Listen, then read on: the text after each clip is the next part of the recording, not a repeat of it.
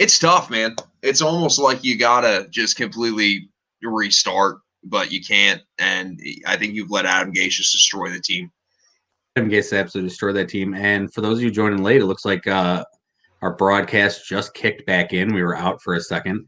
We were talking about Sam Darnold possibly joining in with the Colts and looking in the offseason. That's definitely something I'd look for. But tonight's show, before we get started here, let's welcome everybody in. For those of you just joining to the live show, I think Facebook was the one behind. Facebook just kicked in. My name is Jeremy. That is Drew. This is the Full Coverage Football Show.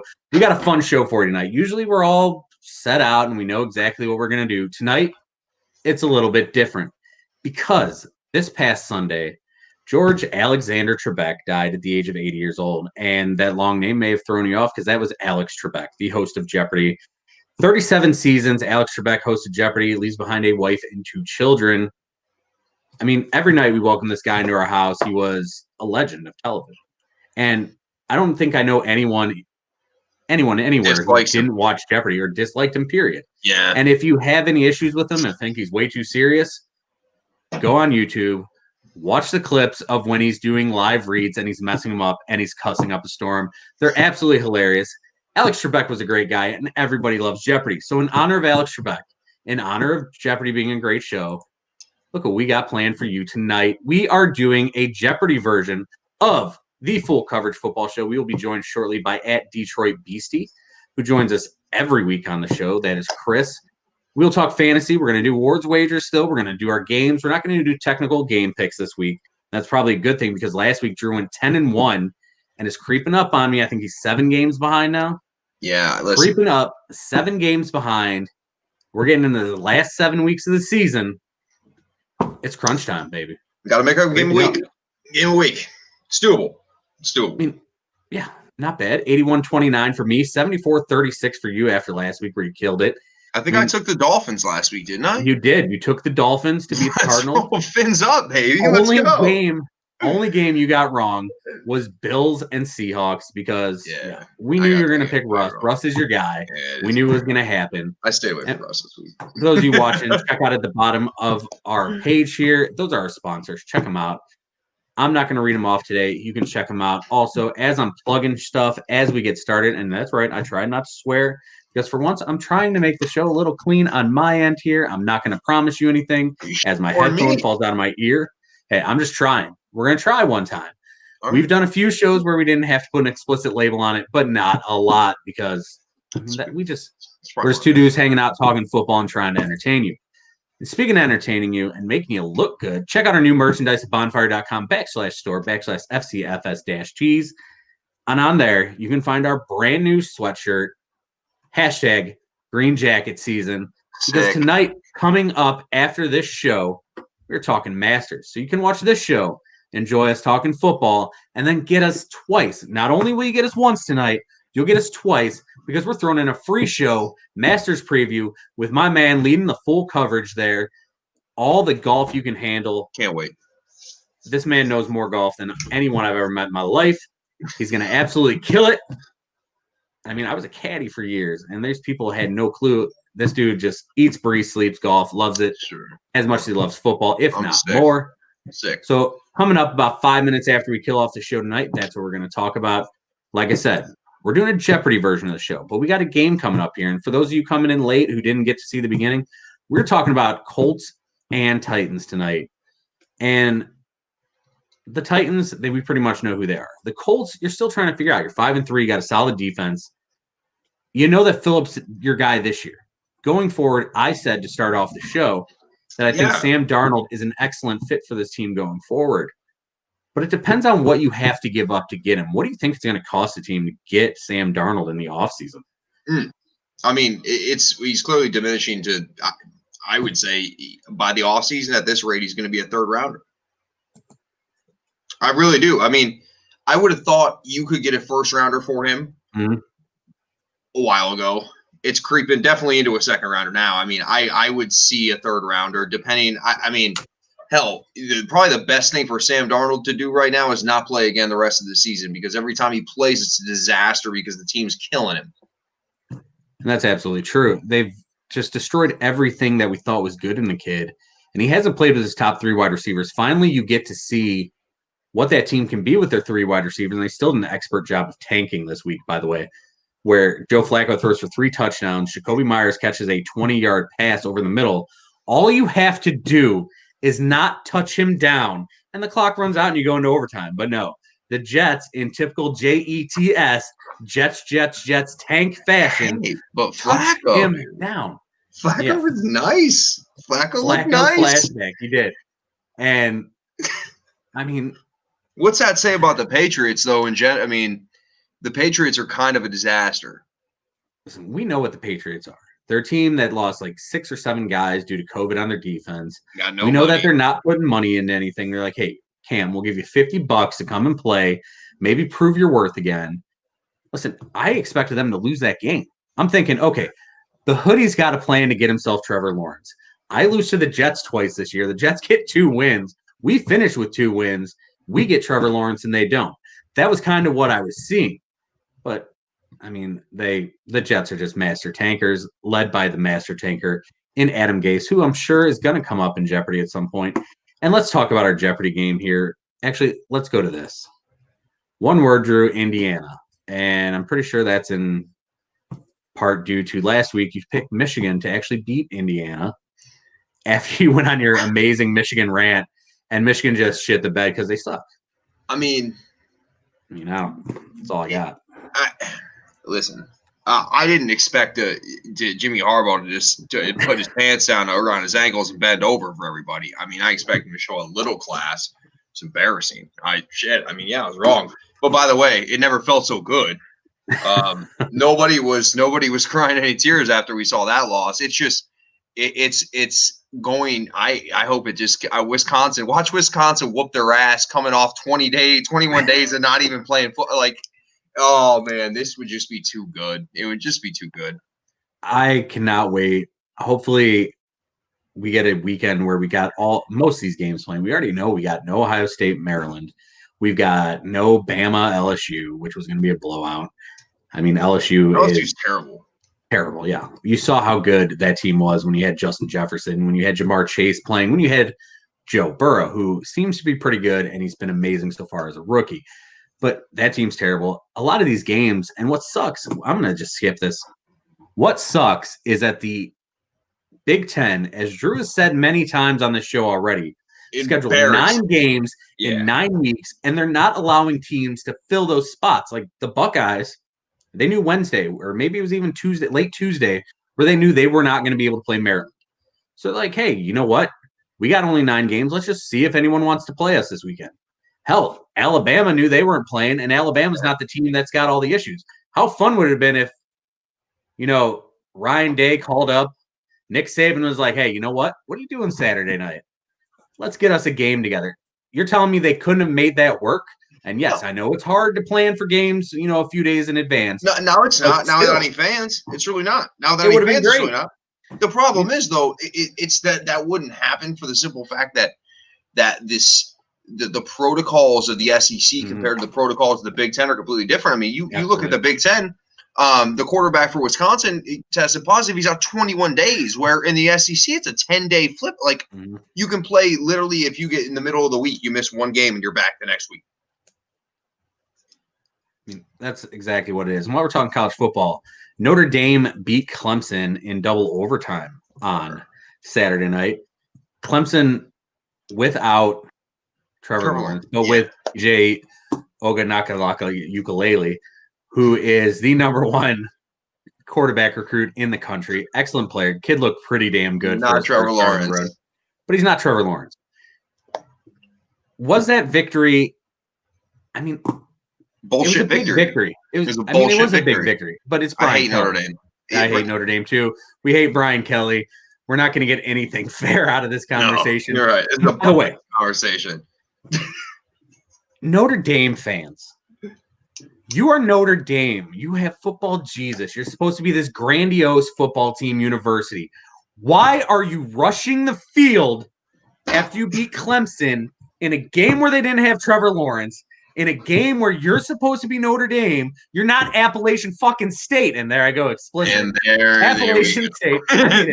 I'm glad that you cleared that we don't have to worry about that anymore because the label's on you at this point. Appalachian State. I mean, come on. Appalachian State, I got to find my computer charger here. Apparently my cord came loose and we're going to lose the control of the game here. But don't run on the field, especially when there's COVID shit going on. I mean, was that the most ridiculous thing you'd seen for a team like Notre Dame? Their fans all whatever amount to rush the field? You don't do that when you're a big team. Could you imagine if Ohio State rushed the field after they beat Clemson? No. I would laugh our asses out of the fucking building. Correct. The difference is Notre Dame fans think they're a big-time school. They think they're a big-time team when reality is they're always overrated. Whenever they play a big game, they lose. They get embarrassed. They make the playoff. They get curb stomped. Here's the problem. That right there, perception from the fans thinking that they're a big-time program when, in fact, they don't win anything. So to them, that was something.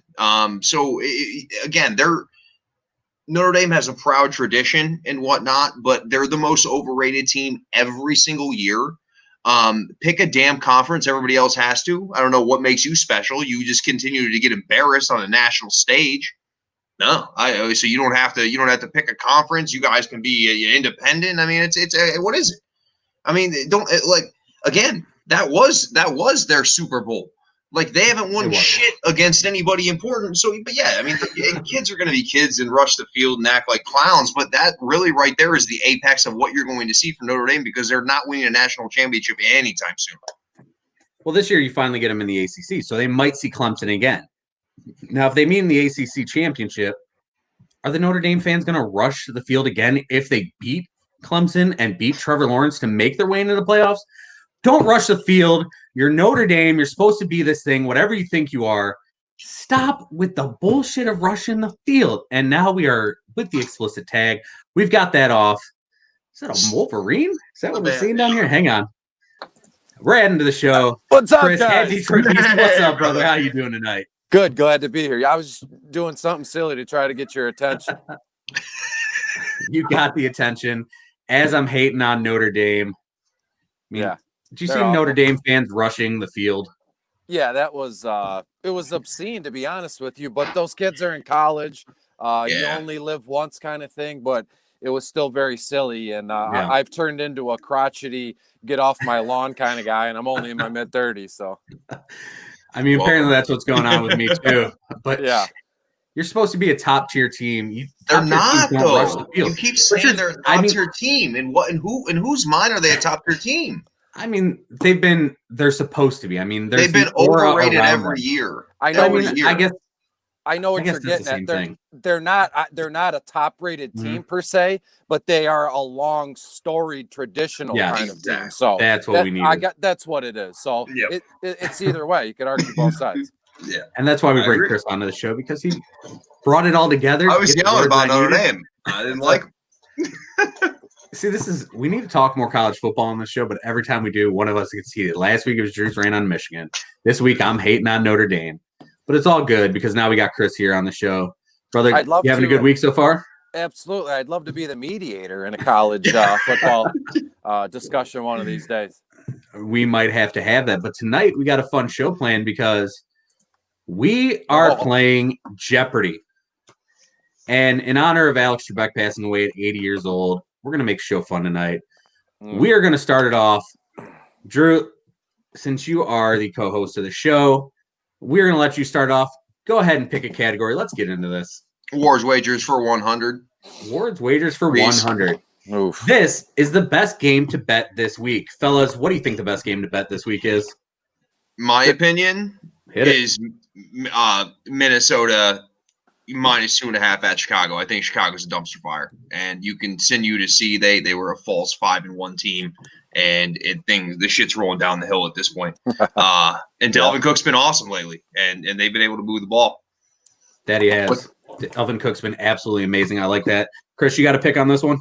Yeah, absolutely. I'm going Buffalo at Arizona. I'm going the over in this one. The over is 56.5 points. I think Buffalo and Arizona completely demolished that. We're looking at like a 31-34 kind of game here, so well into the 60s. So I'm smashing the over in that one. I'm with you on that. I like that as well. Both good, excellent picks. And Chris, you can pick the next category for the evening. Sure. I'm looking to sweep this entire category, but I'm going bottom of the barrel for $100, please. Bottom of the barrel for 100. The answer: the biggest bargain for Week 10. Well, to me, it's not even close. I noticed this Sunday night after the main slate was done and over with. Mike Davis in Carolina, he's $5,400 on FanDuel and he's $4,000 on DraftKings. Now, At the time on Sunday, CMC had come back. He looked fantastic, and then later on, as the week's gone on, and where we stand now, CMC is not even playing this week. So Mike Davis gets RB1 kind of duties again this week, and for those prices, it's a free square. I mean, if you're playing DFS and you don't have Mike Davis in your lineup, what are you doing? I don't want to hear chalk. I don't want to hear any of that. He's a play. He's a free square. That is an excellent choice. I mean, especially at those prices, what he's done when CMC hasn't played, the kid's been excellent so far. Chris, go ahead. Let's sweep that category if you want to take it again. Go ahead. Sure. Let's go B&B for 200, Jeremy. B&B for 200. This Rams rookie wide receiver is worth a play this week. That is the rookie Van Jefferson Jr. My guy. So Van Jefferson has shown some flashes. He's shown to be, elusive, and he's quick and he's thin and he can get down the field. And I mean, most projections have him for a reception or two, 10 or 15 yards or something like that. But in bottom of the barrel, I love Jared Goff this weekend. $7,400 on FanDuel, $6,500 on DraftKings. And you compare him with the aforementioned Van Jefferson, looking at my notes here, for $4,600 on FanDuel and $3,000 on DraftKings. It's a calculated punt play, if that makes any sense. Mm-hmm. That's a musician's name. That is a musician's name, Van Jefferson. I thought it was Van Morrison. Yeah. Well, it is, but I feel like Van Jefferson is also a musician type name. Maybe he shreds on the electric guitar like Gary Clark Jr. I don't know. Love some Gary Clark Jr., especially his version of Come Together at the end of Justice League. The only good thing about that movie, as we're tying all kinds of random things in here. Chris, let's continue on. You killed that category so far. Where are you going next? Let's go bottom of the barrel for 500. Let's go. We're going the big 500. Yeah. This former Lions tight end, now with Pittsburgh, could find the end zone this week. And it pains me to say this, but it's Eric Ebron. Now, I don't like Eric Ebron as a man and as a football player. I've said it on the show before.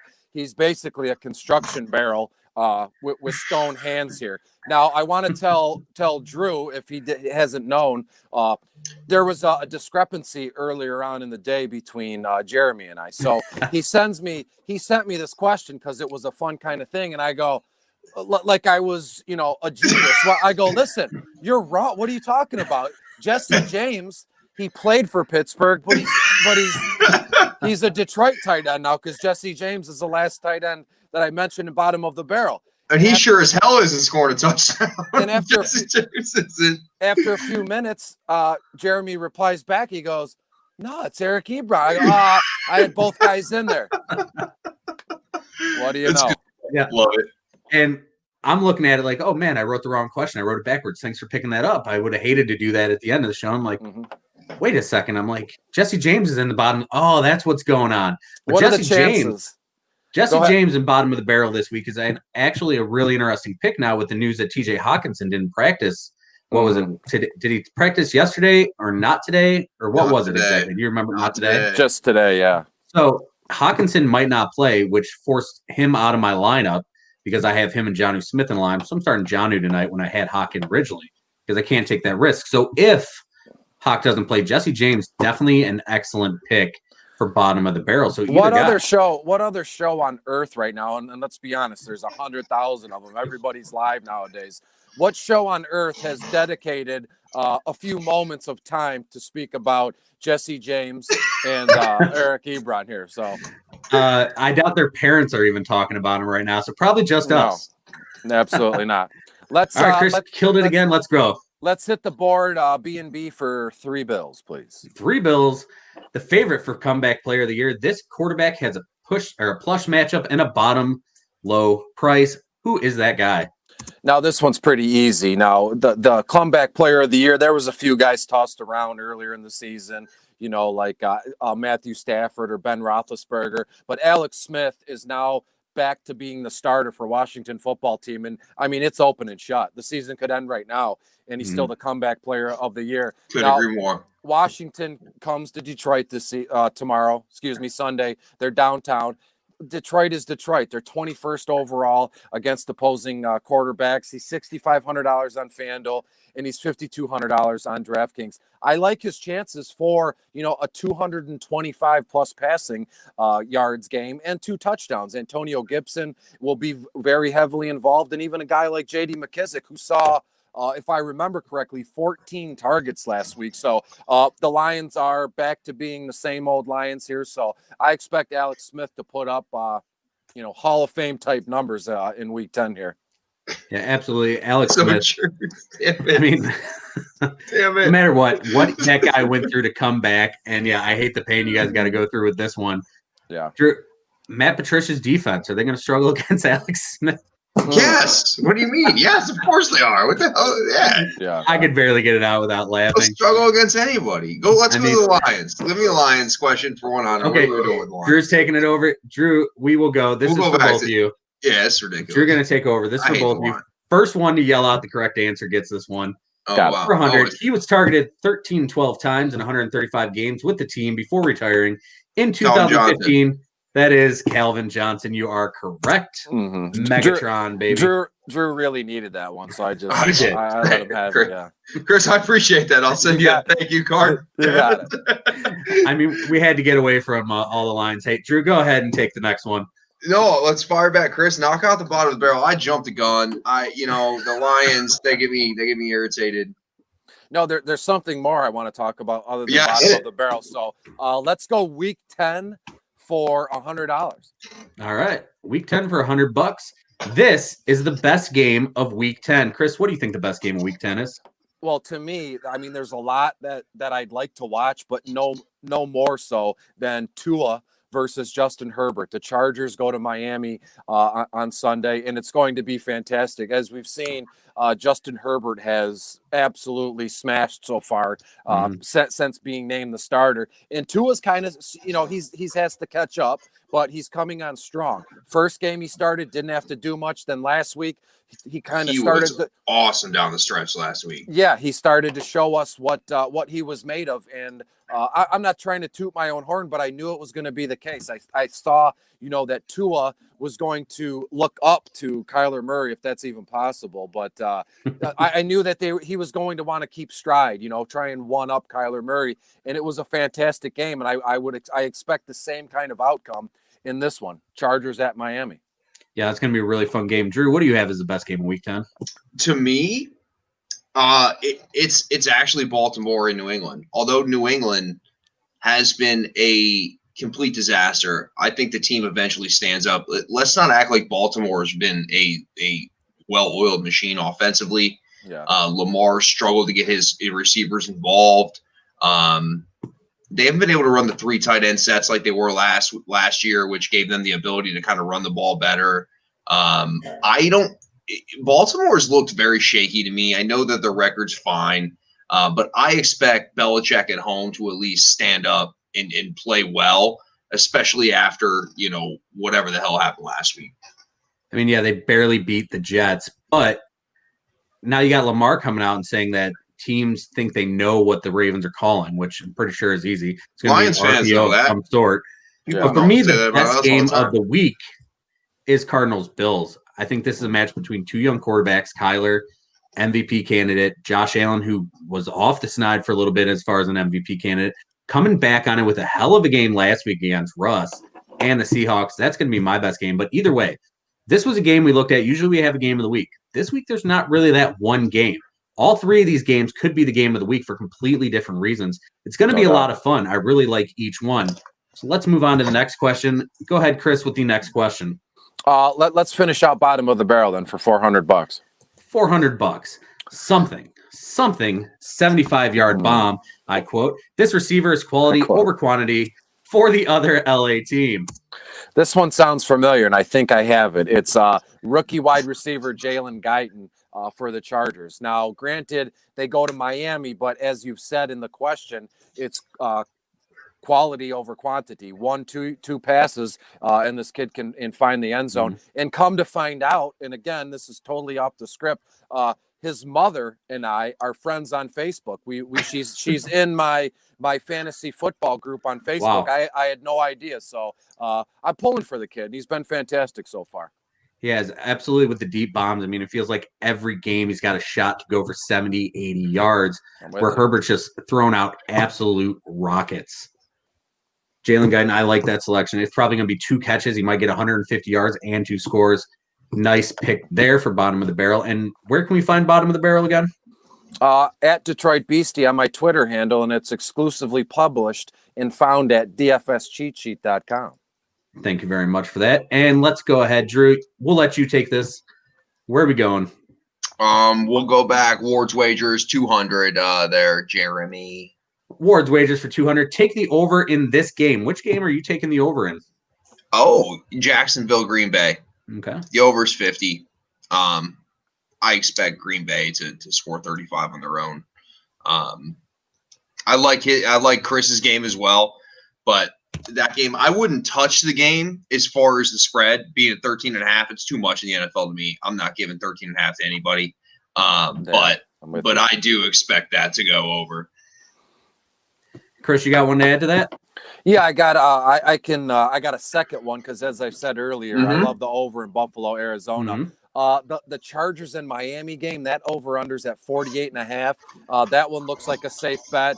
Even, something like Seattle and the Rams. I mean, it's 54.5. That seems fairly low given the, the quarterbacks and what they're going in here. But my secret over of the weekend is actually not on the weekend. It's Monday Night Football. The Minnesota Vikings go to Chicago. And I could care less what happens in this game. I hope they both tie, right?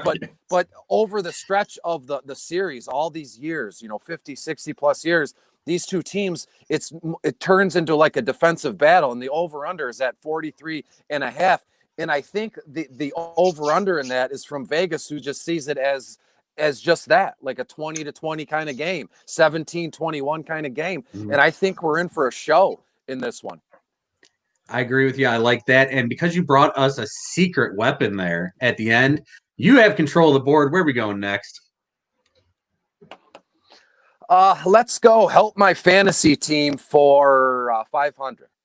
For 500. I've only won 2 games this season. How do I draft better in a standard league next season? So I assume since I asked the question or I picked the board, I'm up first. So. I was assuming that too, man. But that's where I was going. Yeah, no, I don't mind. Well, there's a lot to unpack here. It's a vague question, but it's doable within a couple minutes here. So how do you draft better? It's all in the preparation. We have all spring, all summer to take notes, fill notebooks, fill index cards, sticky notes, whatever you want to do. However you do your research, you have to find your own process. Now, you can go out on websites and pay for draft kits, but that's somebody else's stuff. That's somebody else's info. And I'm not putting others' websites down for charging. That's all well and good if you need like a little boost, but it's up to you as the owner of the team to do your due diligence. Find the guys that you like, because when it's all said and done, fantasy football should be fun. We should be able to go on broadcast with people we respect and we look up to, like I am on this one. And just have a blast. Draft players that you like to watch play. And in the end, it all comes down to having fun. You won 2 games, cool. You're already looking forward to next season. So fun or not, always plan ahead. Excellent answer. I dig it. I got another one for you. Follow at Detroit BC on Twitter. He'll help you figure things out. Watch the full coverage football show. Drew, you got anything to add to that one? I completely agree with him. The thing is, like he said, why are you out there spending money on draft kits when everything is at your fingertips with the unlimited fantasy football input you can get? As far as like today's NFL, if I'm building a fantasy team in just a standard league, I'm trying to get two running backs that are getting 20 carries every week because outside of 7 guys, 6, 7 guys, they're impossible to find. If you can load up on those 2 guys and then build from there, I think quarterbacks you can get late, in my opinion. But if you can get 2 stud running backs, that's a great way to kind of start things. Because they're just, I mean, there's a lot of running backs that can be somewhat productive, but there's those handful of guys, Camaros, CMC, Zeke's, Henry's, guys like that. They're gonna get touches every single week. Yeah, it was I think it's one of the like a listener league for a podcast that I'm a friend of. The guys in Finland, the North Foundation, something like that. And it was 2 running backs, and you have 2 flex spots. My first 4 picks were running backs. I'm loaded with running backs, and I'm 8-1, I believe. Just starting 4 running backs, as Drew said, that are getting at least 17 to 18 touches a game. So there's a lot of different ways. And I'm just letting you guys know now, all my advice, all my writing, all my notes, it's all free. I've never charged anybody a dime. That's wise, man. Absolutely. And we'll take a little break from Jeopardy. We do have a question that came up. Josh Vuglas on Periscope. I think I pronounced that right. I don't know. Duke Johnson, Juju, or Edmonds flex this week, standard league or STD league. I don't know. It might be a weird league. Oh. So who do you like, Duke, Juju, or Chase Edmonds? Well, let's talk this out real quick. So I have, Duke Johnson was like a hot waiver Wednesday, because David Johnson is still in concussion protocol. So I'll just read you off real quick what I have for each guy with projections. That's a good way I've learned in the last year or so. We get tons of start-sit advice, on Facebook, Twitter, and people say, who do you want to start, Duke Johnson or Juju? I just give them my projections for each guy and then let them make the decision, because I've learned that lesson a year or so ago. Oh, I'd rather go Duke. And then Juju goes off, I'm being raked over the coals. So here's what I have. Use what that is to make your own decision here. It's a safe way to not get your ass chewed out. So I have Duke Johnson for about 13 or 14 carries, 60 yards, about 3 receptions for 30 yards. So we're looking at like 15 or 16 PPR, full point PPR points. Let's move on to Juju real quick. I have him for about 5 receptions, 60 yards. So about 13 or 14 fantasy points. And the third guy was Edmonds, if I'm not mistaken. Yep. I have him for about 10 or 11 fantasy points, about 7 carries, 30 yards, 3 receptions, 20 yards. So of the 3, I know it's going to sound awful, but I'm going to go Duke Johnson by a point or 2 over Juju. Yeah, Duke playing the Browns in a game where he's going to want to come back to Cleveland. He's going to want to show them that they should have never traded him. They should have given him the ball when he was here. I like that pick for revenge reasons alone. His ass demanded a trade. He demanded a trade. He's a clown. He wanted out, but when he got the ball in Cleveland, he made moves. I mean, he played for Hugh Jackson's teams and put up fairly decent numbers. Hugh Jackson made him a great player. Hugh Jackson makes everybody better around him. It's Hugh Jackson. Hugh Jackson's here, baby. Hugh Jackson's driving the bus. All right, let's get back to Jeopardy. Go ahead, Chris. Hit Juju, I believe Juju had like a season high in yardage last weekend, like 93, 95 yards or something like that. And if you look at his game log, that's what he does. One good game, one bad one. So if he had a good game on Sunday, the season's history has told us he's going to, lay a dud on Sunday. I know it's a weird thing to talk like, but it has legs. Yeah, absolutely. And anyone who's disappointed in what Juju's done this year, Chris, you started out the year by saying Juju wasn't going to be that great this year. Yeah. And that you were friends with him on Snapchat or something as well, if I remember correctly. Yeah. So you got inside information with him on Snapchat even. Yeah. Now I dumped him on Snapchat because it's a guy like him, he's not even a guy, he's a kid. He's still at like 22 or 23 years old. It's crazy. And it seems like, not to be rude, but it seems all he cares about is dancing and, nonsense, standing on the Dallas Star doing TikTok videos. I mean, all summer he was looked pretty good. All summer he was, his trainer was just posting workout videos, and he's doing, a lot of, good plyometric stuff. I'm not talking like bench pressing, just a lot of active kind of strength stuff that really translates on a football field. And then somehow he'd prefer dancing and hanging with his little Dog is. And if you wonder why he's not playing that well, he's hanging with his dog dancing and worrying about TikTok. Drew, let's have you take control of the board. Let's get back to Jeopardy. Detroit Lions, 200. Shout out an answer. First one to know it. Despite a losing overall record, he is the team's leader in coaching victories. Wayne Fonts is correct. Wayne friggin' Fonts. Friggin' Fonts. I love it. All right, Chris, board is yours, man. Board is yours. Let's go. I haven't seen this category, so I'm unprepared for the Detroit Lions category, but I've lived it. Let's go Detroit Lions for 500. Ooh, I did hide this category from both of you for 500. Before Detroit, the Lions called this Ohio City home. It's in my head. It's in my head too. It's right there. It's not anywhere near my head. You gotta throw out a city. I'm trying to think of a city with a population like. I thought it was like Fort Detroit or something wild like that. It is not a city that I think you're gonna think of off the top of your head. Okay. I'm gonna go with Lima, Ohio. Akron. I don't know the heck. Portsmouth or Portsmouth. I don't even know how to pronounce it. I don't even know where it is, to be honest with you. I'm thinking. Hey, were we at least good back then? They won a championship in '57, I would imagine. Yeah. The Portsmouth Lions or whatever they were back then. They were the cat's meow back then. That's how. T.Y. Hilton's an alive person. T.Y. Hilton is not dead. Just T.Y. Hilton did something, huh? Everybody. Wow. Sorry. Don't tell. Did he score a touchdown? No, nothing that extreme. He had about 13-yard reception. Okay. Well, that's a full night's work for T.Y. Exactly. We'll see you later. Yeah, you might as well just go sit down for a while, my friend. T.Y. was also injured on the play and will now miss 13 games. Okay, Chris, you're in control of the board. I want to help someone's fantasy team for $100. For 100. Offer to trade Tyreek Hill or Nick Chubb. This is a player my team needs down the stretch. Which guy do you want on your team down the stretch? Tyreek Hill or Nick Chubb? Now, I wrote these two names down, and I didn't have a chance to look into any stats or anything. So this is all just from my gut, from the heart, let's say. And I'd rather have Nick Chubb. In that offense, he's the focal piece, right? Mm-hmm. Baker Mayfield is the quarterback. OBJ is gone. They're down to Jarvis Landry. I mean, you would know better than me, yep. Jeremy.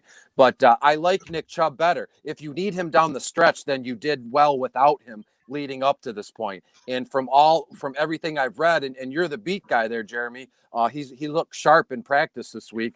He's practicing without a knee brace. So I'm expecting big things from Nick Chubb because Kareem Hunt, everybody flew off the handle thinking he was going to be a top 5 guy in Chubb's absence. And he's just been okay. He hasn't been, a phenomenal running back. And when you get to Tyreek Hill, he hasn't lived up to his draft stock so far. And that's okay. Kansas City, again, I said it last week. Kansas City has bigger and better goals. They're looking to win multiple Super Bowls in the next 5 years or so. So they're spreading the ball around. Patrick Mahomes is a master of getting everybody involved. I think I saw a stat over the weekend that 6 or 7 guys had receptions last Sunday. So everybody's getting a piece of the pie. No one man is getting the whole pie, if that makes any sense. There's too many hands to feed, man. Too many hands to feed. And as far as Nick Chubb, since Nick Chubb went down, the Cleveland Browns have 0 rushing touchdowns. Mm-hmm. Kareem Hunt's only touchdowns were through the passing game. Receptions, yeah. And the Browns get Wyatt Teller back, which is a big part of their running game. They averaged over 5 yards a carry with him and about 3 yards a carry without him. So, yeah, I'm with you. Nick Chubb going down the stretch. And we already said it, running backs. Get your running backs. Make sure your running backs are good. Wide receivers you can find. Yeah. Drew, I'm going to give you control of the board now. Where are you going? We'll go back to Ward's Wagers for $3. Ward's Wagers. Stay away from this game as far as making bets. Which game are you staying away from? Jacksonville, Green Bay. Like I said, it's 13.5 points. Mm-hmm. I'm not touching it. Listen, I mean, that is a college spread. You don't – anything over 10 points in the NFL haunts me. I will not touch it. Every team has pros on their team to where the game can be close no matter what you think of the team. I'm not touching that game. There's too many points in there. I'm not ever touching a Detroit Lions game because I'm not doing that either. that's a waste of your money. So I'm staying away from Green Bay, Jacksonville as far as the spread. I mean, if you're taking money line, then you roll with Green Bay, but spread wise, 13.5 is too many. Chris, you got a game you'd like to stay away from? Yeah, and it's Drew kind of dabbled in multiple answers, and he screwed me a little bit here. But of course, it's Washington at the Lions. I haven't bet on the Lions in 10 or 15 years. And again, the Lions are at home, and they're giving 4.5 points to Washington. So that tells you something. And again, you can never put your finger on the pulse of the Lions. They'll beat a good team like, let's say last season when they beat the Patriots, and then they'll lose next week to the Jets, get blown out, something silly like that. So I'm staying away from Washington and the Lions. I guess if I had to, if you're putting me on the spot, I would bet Washington getting 4.5 points. We've seen that the Lions, they're always in close games. I mean, Matthew Stafford has like 75 game-winning drives, but it's been spread out through 15 years or something silly like that. So the Lions are always down in the fourth quarter. So Chris, if the Lions lose to Washington, does Patricia get fired? To be honest with you, I don't think so. No. Me either. He's going to get the rest of the season. It doesn't even matter. He's there the rest of the year. Yep. Oh, absolutely, yeah. And it's sad. It's sad to watch because every Sunday after a Lions game, I search Matt Patricia's name on Twitter just for fun. I was sending it to Drew last week, just some of the things people say. It's gotten to be just a sad state of affairs there. For me, I'm sure Matt Patricia's a wonderful human being. And, I wouldn't be nothing. So sure. Okay, I'm sure the man has a family. All I'm saying is as a coach, he can go all along in the path. I don't need to have anything nice to say about him.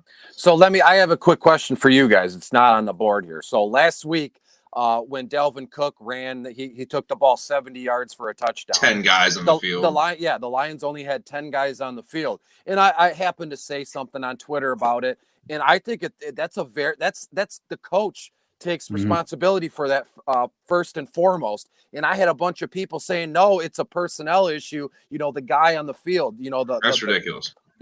So no, it's if you're putting too many people in and out and you lose track of it, that's on you as a coach. That's the system that you're running. I want these 3 guys in and these 3 guys come out. That's up to the coach. You're the head coach. I don't want to hear that it's a player issue. And it's happened 3 times in 2 weeks. It's happened 3 times in 2 weeks. So it's not. And listen, we could have 13 guys out there. We'd still be at 3 wins. No, I'm with so you. it's tough though. You're right.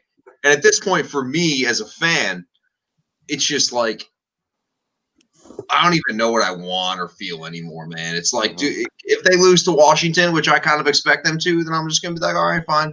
They were kind of in like just tank for draft pick mode, but it's like, what are we doing here? I don't even know. Same thing over and over again. I've noticed that all my writing and all my researching and playing DFS too has been a nice little cushion for me. Last week when they played Minnesota, and I think I've shared this with you guys on the show before or personally in a text message. I read and I write and I broadcast all week. When Sunday comes around, I'm burned out. I'm good. I don't want to watch any football. And last Sunday was exactly that. I didn't watch a single snap of football until about 8:30. I got in bed and I put on the Sunday night football game. So that's been a huge help too. I get so much content and info in and out of me all week that when the football game comes, it's like, okay. Yeah, no doubt. It's sad to be into that point almost where you've lived and died with the team for so long, but you've almost separated yourself from them. And for you guys, I feel bad for you now going through Matt Patricia because it's exactly what I saw with Hugh Jackson here in Cleveland. It was a guy who never took responsibility for all the errors his team had. It was always someone else's fault. And you see that with Matt Patricia in his press conferences. He's throwing Paul Pasqualoni under the bus. It's always the same thing. It's always someone else. Yeah.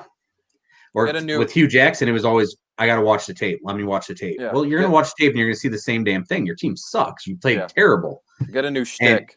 Exactly. But see, the difference is like when I was younger, like they don't ruin my Sunday anymore. Like even if they're getting their ass kicked, like I'm watching Reds. Like I don't need they're not going to ruin my Sunday anymore. If they win, that's fantastic. But like the young people that you see on Twitter, Chris, these people are like, so man, their week's ruined when the Lions lose. Yeah. Well, your 20-year-old ass is in for a long, depressing life if you're going to let them control your week if they lose on Sundays. Yeah, and I listen here. I appreciate the passion of any fan or any fan base, but you at a certain point, we used to say it. As a drug and alcohol counselor, we used to tell people when the pain is great enough, you'll change. You'll either walk away and you'll change. And the pain has gotten great enough where, I've changed and I focus on other things. I mean, of course, I still love the Lions. I always will. Yep. I'll go to a couple games, right? But, the pain has been so much where it's, it's cool. I'm over it. Exactly. Crazy. You're not hurting me anymore. All three of us in the same boat with football. Yeah. It's absolutely it stinks, it's crazy and it's sad, but let's get back to Jeopardy here. Drew, go ahead and take the board. Where are we going? Lions, let's continue this misery. 300 or 400? Whatever, 300. 300. This running back ran for 100 yards in 14 consecutive games in 1997. Barry Sanders. Barry Sanders. That's an easy one. So there's been like 3 people that have ran for 100 yards since. Yeah. Barry friggin' Sanders. Exactly. Let's close out the Lions category for 400. This Heisman Trophy winner, drafted 7th overall, started just 6 games, throwing 5 touchdowns and 8 interceptions in 4 seasons in Detroit. Scott Mitchell. Joey Harrington. He wasn't a Heisman winner. It was 1990 he was drafted. Oh. If I remember correctly. Joey Harrington. It's Andre Pete, right? Andre Ware. Yeah. Shit. All right, Chris, go ahead and take over the board. Take over, Chris. Let's do awards and wagers for 4 Bills. Led by Nick Foles, this team is plus 5,000 to win the big game. I could have fixed that one, but I didn't think about it. I mean, we're talking about the Bears right now? We are talking about the Bears. Bears are plus 5,000 to win the Super Bowl. Is there any part of you that would put any money on the Bears to win the Super Bowl? Nope. Well, at those odds, absolutely. I mean, if you put $1 on it and they win the Super Bowl, you get $5,000. So you put $10 on it, you're looking at 50,000 if I'm doing my math correctly. And who knows? Stranger things have happened, as you said in the beginning of the show, Drew. They started off really hot, but as you said, shit rolls downhill. So we're seeing we're seeing what's going on. I'm with you on that. I mean, a little bit of money, why not? But that defense is good enough to win a championship. Offensively, they're just offensive. They really are. 500 Ward's wagers at -175. This head coach is the odds-on favorite to be the next head coach can in the NFL, and yes, that is Adam Gase. It should be at -900. Like, why? How does he have a job still? I read this completely the wrong way. I thought it was at -175. I don't know what I was thinking, but the next person to be hired as a head coach in the NFL. So I had a completely different answer. Hopefully it's Matt Patricia, to be honest with you, but I want to go with Adam Gase. I don't know. Matt Patricia was at plus 660 on these odds, by the way. Okay. Yeah. But we know the Ford family, they're not gonna. The Ford family's not gonna fire this guy. Who do you honestly believe gets fired first, Gase or Patricia? Gase. It has to be Adam Gase. I mean, come on. I mean, you don't think there's any part of the Jets with their weird thinking that thinks this guy is still working towards building something there, and he gets another chance? All the good players are gone. Jamal Adams is gone. Le'Veon Bell is gone. Robbie Anderson. All the good players are gone. The only thing I could think of, and I'm being realistic here, is that the Jets and their weird thinking, as you put it, they hang on to him and let him finish out the season for the development of the team and the players there. But even that it's very far-fetched. Yeah, hard to see him getting anywhere past game 16 this year. Drew, go ahead and take the board. Where are we going next? Week 10 to 400. 400. 2 rookie quarterbacks battle in a matchup between a guy we liked in the draft and a guy we were really wrong about so far. And we've already talked about this game. That's Tua and Justin Herbert. This game, it is going to be a fun game. Tua 2-0 with Tua, or Tua and O, as so many put on Twitter. Justin Herbert, 17 touchdowns, 5 picks, but can't seem to win a game. Is this going to be a guy who just puts up numbers, or is this just a guy figuring things out and how to win? That's bullshit. What do you guys think? That's bullshit. He's definitely he's a player that's going to win. I think right now they've gotten some terrible luck. He's been spinning it out there right now. Justin Herbert has been just to watch him push the ball down the field like that, something that Tua is not going to necessarily be doing right away. Mm-hmm. I love Justin Herbert. I think they win this week. They're due to win. I mean, they've lost such heartbreaking games. He's been phenomenal. Tua, yes, when Tua was better last week, but again, Justin Herbert's throwing it down there in windows that he doesn't have a care in the world. He's slinging it, and he's going to get a win here soon. Here's my thing with this. So Herbert, if you've looked at, as Drew said, he's been playing phenomenal. Nothing he's done on the field has caused them to lose a game. He hasn't thrown any inopportune interceptions or fumbles or anything. I mean, hell, the last play of the game last week, he threw a touchdown pass to win it, and they called it back because it did hit the ground here. But it's all been on their defense. The Chargers, not being able to hold people or make stops on defense. But now they see what they have in Herbert. Their offense is fantastic. So, they're kind of in a good position here where, we don't have to worry about anything on the offense. We can just load up on defense and make the defense better. And I think that might be one of the final pieces to the puzzle for LA. Yeah, that's a team that's playing without Derwin James still this year. You're going to get Derwin James back this year or next year. But is this a team that next year still has Anthony Lynn as their head coach? Or do you think they get rid of Lynn and that becomes one of the probably more vaunted and wanted jobs in the league? That's a really good question. What do you take it, Chris? That's a wonderful question. I could see a guy like, the Kansas City offensive coordinator, Eric Bieniemy. Bieniemy going there. We've seen what he can do with Mahomes and those guys there in Kansas City. It would be great for him to learn and grow with a guy like Justin Herbert there, or a mid 20s guy like Austin Eckler. What they could put together there would be fantastic. You get an offensive minded head coach there, and you bring in a defensive coordinator or defensive skill position, coach, something like that. And listen, like 95% of your efforts go to the defensive side of the ball in the draft, in free agency, and in development of the guys you have now. You're fine. You're straight on offense for many years to come here. Absolutely. And Eric Bieniemy knows that division. Look how long he's been in with the Chiefs. Drew, go ahead. I think he's gone. I think Anthony Lynn's gone. You have to win these tight games. It's ridiculous Justin Herbert doesn't have a win on his record right now. He's been playing phenomenal. And Anthony Lynn, I think, is a wonderful guy. I think he brings a hard-nosed mentality. And let's also be honest. The Chargers have been screwed by the injury bug as much as any other team in the last 3 to 5 years. They've just been killed. Season-ending injuries. It's tough for them. But, yeah, I honestly think this team's probably another 2 years away from being contending. But I like what they're doing, and getting those pieces back, defensively would be great. But I see Anthony Lynn being let go. Yeah, I'm not trying to be funny here with what I'm about to say, but Justin Herbert losing like this, it builds character. It's not all. It does.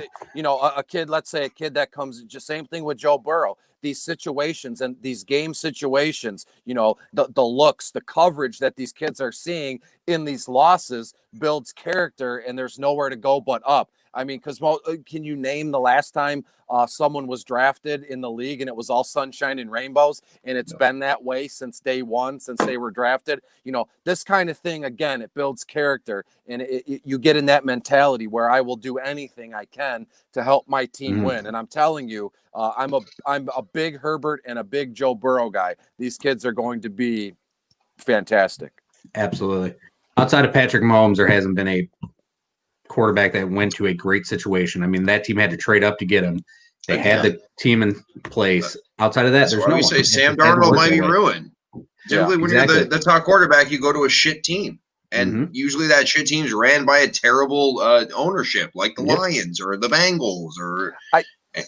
I kind of think a guy like Russell Wilson, he's like the NFL golden boy. He comes into Seattle, and there wasn't much losing, and there hasn't been much losing for Seattle and Russell Wilson since he came in. I mean, played in back-to-back Super Bowls, won one of them. It's literally been all sunshine and rainbows for Russell Wilson. Very true. Russ came in as an overlooked third-round pick where Matt Flynn was supposed to start ahead of him, and he just took it over. NC State to Wisconsin. I mean, yeah, it's wild. Mm-hmm. Drew, go ahead and take the next one. All right, week 10, 5 Bills. 5 Bills. Folks. 5 Bills. Though he looks like someone's little brother on the field, this QB is playing at an MVP caliber level. That would be Kyler Murray. Okay. Kyler Murray, 24 total touchdowns. I mean, Kyler Murray looks like a little kid hanging out there. I wrote it down with a little heart, too. Kyler Murray, when you see him out there, he looks like someone's kid brother came out on the field. He's a little dude, scooting all around, 24 total touchdowns, 16 passing, 8 rushing. I mean, the kid's been everything you want and more, and lost a heartbreaker last week to Tua, who just played better. I mean, they missed was that the game? They missed a 49-yard field goal at the end of the regulation where they could have tied it. I mean, Kyler Murray's been excellent. Kyler Murray, probably second in MVP voting right now, in my opinion, to Russell Wilson. Kyler Murray is legit the only player this week that I have projected for 3 touchdowns. Projecting 3 touchdowns it's unheard of because it's people might not think it, but 3 touchdowns any way you can get them is pretty special. And I have him throwing 2 touchdowns and running for another one. And again, he is the only guy in week 10 I have projected for 3 touchdowns. Does that mean other people will score 3 touchdowns? Sure. But Murray with the 3 tutties this weekend. That's how good that kid is. For me, adding Nuke Hopkins and trade raping Bill O'Brien changed everything for that kid. Because when you have Nuke Hopkins on the outside, I mean, that's probably, in my opinion, the best receiver in the league. That just gives that kid so much confidence. I mean, that trade they made for what you say, the corpse of David Johnson, who's just, I mean, listen, he had a flash in the pan year and a half there. But yeah, getting DeAndre Hopkins has made everything so much better for Kyler Murray, so much easier. And yeah, he's been fantastic. Yeah, and open things up all around him. Go ahead. Yeah, a guy like Christian Kirk finally, looks like he's finally put it together back-to-back weeks with a long touchdown in again, back-to-back weeks. So if they can continue to get Kirk down the middle, long bombs or post routes, things like that, mixed in with Nuck, I mean, that's a fantastic situation. Yep. Absolutely what I was going to say right there. He's opened things up for everyone in that offense with the addition of Nuke. Let's go ahead and take the next question. Let's take help my fantasy team for 200, please. For 200, Keeper League. Next year, Lamar, Joe Burrow, or Justin Herbert if you had to keep one. Well, I'll let Drew go first here because I could literally argue any one of these guys. Which one of these guys seems out of place? Running back, quarterback. No, I'm just kidding. I'm just kidding. All right. For me personally, I'm going to take Joe Burrow because I think they can upgrade offensively. The problem is with Joe Burrow, his issue is the offensive line is just an embarrassment. He's getting popped all the time. He has no time. There is some weapons there, but I think they add to that as well, and I think they bulk up the offensive line. Moving forward, I want Joe Burrow out of the 3 guys. Absolutely. I was fully expecting you to go Justin Herbert, and I was going to mention Joe Burrow, but this is cool. I'm going to go Justin Herbert. We talked about him in length already this evening, so what more can we say here? Justin Herbert for me. Well, since you guys took Joe Burrow and Justin Herbert, I will take the running back and Lamar Jackson because we saw what Lamar could do last year. Yes, they're struggling this year, but I think Lamar can get better. I don't know. It's Joe Burrow for me or Justin Herbert. Yeah. But I was trying to make an excuse for Lamar. Listen, and I think Lamar is so good. Like, I don't want to – it was a joke saying he's a running back. He clearly showed he could pass the ball last year. I just think the offense is not great right now.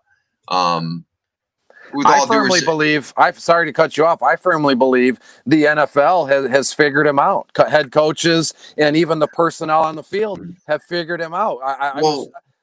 Name a time that a guy outside of Mike Vick, that style works. I mean, they're running an RPO like they're in Oklahoma. Like, you know what I mean? That's just not eventually, you're right. Eventually, these defenses are going to figure it out, and once that team gets down, once he's forced to throw the ball on 3rd and 12, 3rd and 14, he just cannot make those throws. Well, let me compare this. So, one of the, the best quarterbacks in the league, like Tom Brady or Aaron Rodgers, let's say, or even Kyle Allen is a bad example. They're running, 3 or 4 times a game for a quarterback to run and gain yardage is pretty impressive.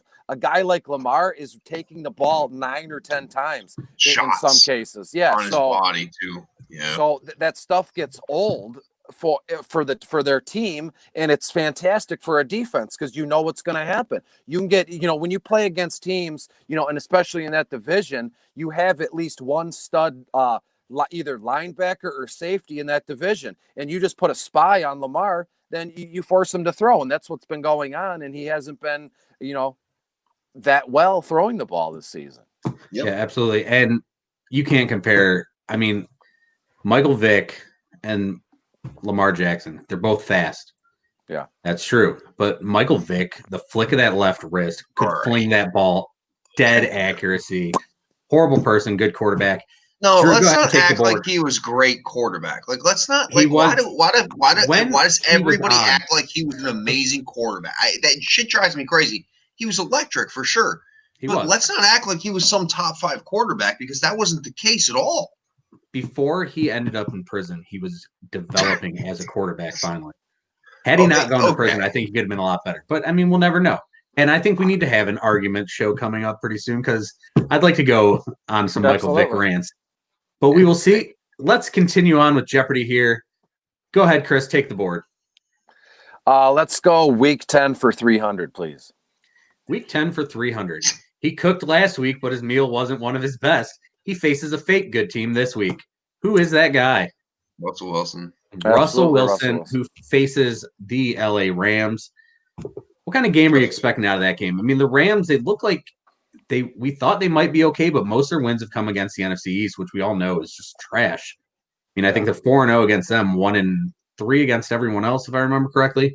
But is this a trap game for Seattle? You think Seattle wins this game easily, or are the Rams going to win this game? No, I have the Rams winning by 4 or 5 points. We're talking like 28-21, 31-24 in the Rams' favor. And to me, it comes down to literally who's going to score the most points. And Seattle's defense, the last time I checked, they're 32nd overall in a lot of the major statistical categories for the defense here. So Jared Goff, he looks to be, back again in that, in a QB1 kind of territory, not the QB1, but, in the discussion week to week for fantasy purposes. And Goff is going to play very well in this one. Yeah, you did say earlier in the show that you were big on Goff this week. Drew, what do you think happens in this game? Yeah, I respectfully disagree with Chris on this one. I think Jared Goff is a system quarterback. I think, yes, that team's been okay. This is going to be a big boy team they're playing. They're coming off a loss. I mean, listen, last week, if you guys watched the game, they got down on Buffalo so early. Buffalo hit them in the mouth with a huge kick return, a turnover. They were up 14-0 in this. I think that Russell Wilson bounces back, but who knows? I was expecting you to say that. Go ahead, Chris. I just think that combination of Cooper Kupp and Robert Woods is just going to be too much. I wouldn't be surprised to see each guy, get 10+ targets in this one, 8 or 9 catches apiece. Yeah. I think we see a game this weekend where Jared Goff goes over 300 passing yards easily, and you get a game where 2 wide receivers go over 100 receiving yards in this one in Kupp and Woods here. So, again, it's not going to be a blowout one way or another. But again, I have the Rams, comfortably ahead, 6-7 points. See, I'm right in between you guys. I think Seattle wins the game, but I think Jared Goff has a great game on top of it. But as Drew knows, I'm a bigger Jared Goff fan than he is. And we'll still argue that who's better, Jimmy G or Jared Goff, which is what we started this season arguing. But let's continue on with Jeopardy tonight. Drew, go ahead and take the board. Let's do week 10 for 200. Let's close out the category. Oops, hit the wrong button. Technical issues. This team got stumped last week due to an awful game plan that saw them run the ball only 5 times. Now they look to bounce back against Carolina. Tampa. Yeah. Hey, that New Orleans beat their ass. They beat their ass, dude. It was pretty impressive. And Drew Brees is not pushing the ball down the field a ton. Just the fact that they did that. Tampa Bay was awful. They didn't look prepared. They didn't look ready. It was shocking, quite frankly. It really was. It really was. I like New Orleans to win, but not that was over. And to be honest with you guys, it was Monday Night Football. I waited all week for this one because it was so sweet. Brady versus Brees. It's going to be fantastic. And I watched AB coming back, and I watched every single play in this game. And at a certain point, it was when one team like New Orleans is so hyped up and amped up, every play was like huge and impressive. I just liked the game script in this one. Tampa could have been the one blowing New Orleans out by 30 points. It still would have been fun just to see one team get together and have so much fun and just be, no doubt, insane. It was great. I liked it. Where was Ronald Jones? Why are you getting away from Ronald Jones, who had finally looked like he's finally developing comfortability as a lead back? I mean, you got Lenny too, but all of a sudden you go away from the run completely, and 2 of your runs were Blaine Gabbert kneel downs. If I remember correctly, Rojo fumbled the ball. He did. And then he literally saw maybe 3 carry or maybe 3 targets. That's and touches. Bruce Arians for you, though. That's Bruce Arians for you. He ain't going to put you back on the field. No. But still, this is a guy who got you there, who's helped your team win, and instead you're slinging the ball back to Antonio Brown. I get that you picked him up. I get that he used to be a superstar, but you've still got guys on this team. Put Mike Evans back in the slot. Get him comfortable. Get him involved. I think give them time, though, because I think Antonio Brown is still a monster. He probably will be. And I think over time, they're going to be fine. I wouldn't worry too much about Tampa Bay. But again, this week, getting a touchdown on the road against Carolina. Now, let's not sleep on Carolina even without Christian McCaffrey, because Teddy Bridgewater's been playing very well. Yes. Robbie Anderson apparently is all of a sudden a top 10 fantasy wide receiver. Like we got, there's things happening down there in Carolina. So that'll be a good game. To start the season in fantasy, I turned down a trade of Henry Ruggs for Justin Jefferson and Robbie Anderson because I hated Robbie Anderson so much from having him on my team before. Yeah. And what an idiot I look like. Jets syndrome. Adam Gase syndrome. Let's move on. Help my fantasy team for 300. Do I keep Mike Evans or trade him for running back help? I've got DK and Slayton as my other top wide receivers and Singletary as my best back. Chris, what do you do in this situation? Yeah, I'm going to look to trade Mike Evans away here. And to be honest, I have 2 different answers for this one. First one is very quick. Keep Evans and DK and see what you can get for Slayton. But obviously the return isn't going to be as good if you trade away, Mike Evans, who I believe I have like 16th or 17th in my wide receiver ranks this week. But, other guys that are similar in the 16th, 17th rank, J.K. Dobbins, 16th this week, DJ Dallas, Leonard Fournette, Melvin Gordon going down the list, Jonathan Taylor, Damian Harris. So I would look to move Evans, but I would be and it wouldn't be pennies on the dollar. I would be a little bit picky, obviously. Dig that answer. Anything to add, Drew? The only thing I have to add is DJ Dallas is a boss-ass name. Yeah, it is. It is an excellent name. He's got 2 capital letters in his first name. That's fantastic. Just smaller, dude. Just step aside. Like, no big deal here. And to close out Jeopardy, 400. Help my fantasy team. Best running back or wide receiver waiver pickup this week. Chris, who do you have? Well, I answered this question from like a 14-team plus kind of league, right? So, cool. Waivers are slim pickings at this point in the season. I love the addition of Ryan Nall in Chicago this week. So David Montgomery he did not practice this week, or excuse me, as soon as yesterday, maybe even today, going through concussion protocol. And if Chicago has wants any chance in this game at home against Minnesota, they're going to have to run. And Nall looked like he could handle, a workload, 10 plus targets and touches, a few receptions. He can cruise, in the center of the field, down the sideline, things of that nature. So in a super deep league, given all the injuries, all the COVID stuff, and bye weeks are still in full swing, look to add Ryan Nall. You could probably do worse. I would start Ryan Nall over a guy like, let me see, like Jerick McKinnon, Phil Lindsay, Devin Singletary. I would absolutely do that. And my wide receiver is Jacoby Myers in New England. I don't know what they're. Would you start him now or later? Did you guys get that joke? Now. I would start him now. Okay. All right. Thank you. I'll walk out on that one. And I love, like as I was saying, I love Jacoby Myers as a wide receiver this week. He had, a career high in targets and reception yards. I'm trying to keep it professional here, and you guys are sorry, man. I'm sorry. You're fine. I love it. I love how you just went right back to it all seriously. I'm like, I'm just gonna step out for a second. Oh, I got terrible jokes. Unbelievable. Dad jokes. Do you keep them in your database? And we're just absolutely killing the show with horrible dad jokes. But Jacoby Myers and Ryan Nall were the answers on that. Guys, that was a lot of fun to play Jeopardy. Anything else, Chris, you got that you want to throw out there tonight? I know you always got great stats, always great, excellent pickups for us. What do you got tonight? Anything else? Well, thanks for having me. I loved the last few weeks, Jeopardy, presidential trivia. I'm happy to be here. You can follow me on Twitter at Detroit Beastie. Bottom of the barrel is out. And I just want you guys to be aware, Tom Brady coming off a loss is just about as ironclad as you can get for a win and big yardage this weekend. So Tampa Bay got blown out. He lost. Very rarely does Tom Brady lose back-to-back games. So look for Tom Brady to rebound in a big way this weekend. Excellent work, Chris. Appreciate it as always. Drew, what do you got to add for the end of the show? Thanks, man. No, hey, we appreciate it as always. Good football week.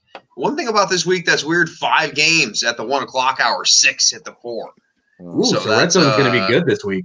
That's a little different. I usually am trying to take a nap at those 4:25 games, so might have to hold off this week. But hey, Chris, thanks again, brother. Always good to have you, man. Look forward to next week. You got it. Thanks for having me. Guys, excellent work. Thank you, Chris. Have a good one, brother. See you, bud. Drew, excellent show. That was fun doing the whole Jeopardy thing here. We're going to end this show, and we got another show coming up. For those of you watching, we went a little over. I didn't think we'd finish at 9 o'clock. We never do. But coming up for you, for those of you watching, if you're interested in golf, we're going to be right back on wherever you're watching the show now. We are going to talk the Masters. It will be our full coverage, Masters preview, weekend preview. And basically, we're getting the first round because they didn't finish the first round. But as far as football, we talked everything we need to. Next week, we return to our normal format. We're going to keep Chris on the show longer once again. He's going to be part of our Week 11 preview, where we're just going to talk the whole show about everything. He does an excellent job with fantasy. He'll hit you with every game fantasy. Drew will tell you what games to bet on, what games not to bet on. We will try to keep the dad jokes at a minimum because that's we want to keep viewers. But, hey, we had some good dad jokes. So, for now, goodbye. We will see you next week, live show at 8 p.m. on our Facebook page, fb.me/FCFSpod. Audio version next week available on Spotify, Apple Pods, Google Pods, iHeartRadio, and Anchor.fm. Thank you to our sponsors, Manhattan Deli Menor, 440-974-0055. And all of our other sponsors. I'll let those scroll across the bottom of the screen. You can get them. Masters. Thank you for listening. Masters coming up in about 5 minutes. Give us 5 minutes to